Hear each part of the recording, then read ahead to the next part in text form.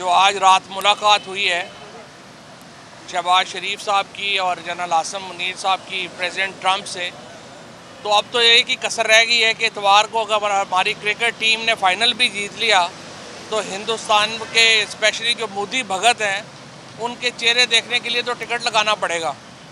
जो इस वक्त हालात है, जो मैं देख रहा हूँ कि इंडिया का मीडिया जिस तरीके से रो रहा है और जिस तरीके से इस वक्त वहाँ पे हालात हैं, तो इसलिए पाकिस्तानी होने की हैसियत से तो ये मंज़र बड़े दिलकश हैं, बड़े अच्छे हैं। और पाकिस्तान को जो अहमियत मिल रही है इस वक्त इंटरनेशनल फ्रंट के ऊपर, वो ज़ाहिर है कि बड़ी खुशाइंद है और उसमें नरेंद्र मोदी साहब की भी बड़ी कंट्रीब्यूशन है। बहरहाल अब हमारी दुआ यही है कि इंशाल्लाह इतवार को हम फाइनल जीत जाएं ताकि ये जो एक सीरीज़ चल रही है ये हमारी पूरी मुकम्मल हो जाए। बाकी ये है कि जो यूनाइटेड नेशंस डेलीगेशन में अलबत्ता जो एक ख़ातून जो प्रो इज़राइल लॉबियस्ट हैं उनको जिस तरीके से वज़ीर आज़म की टीम में शामिल किया गया है वो बड़ी कंसर्निंग बात है।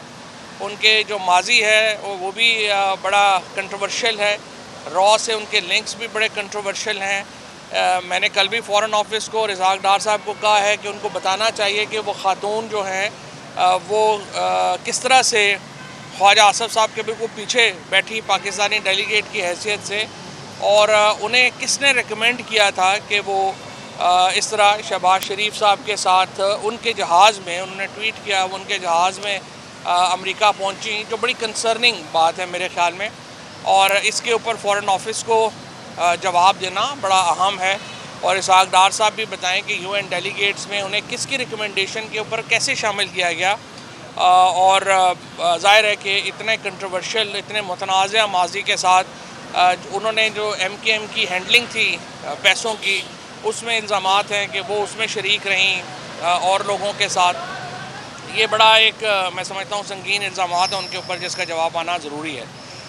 बाकी ये है कि अब हुकूमत इंटरनेशनली इतनी अगर तगड़ी हो गई है तो नेशनली भी हमें रिकन्सिलिएशन की तरफ जाना चाहिए, बजाय इसके कि यहाँ पाकिस्तानियों को तो कुट पड़ी हो रही हो 24/7 और बाहर हम कहें जी हालात बड़े अच्छे हैं।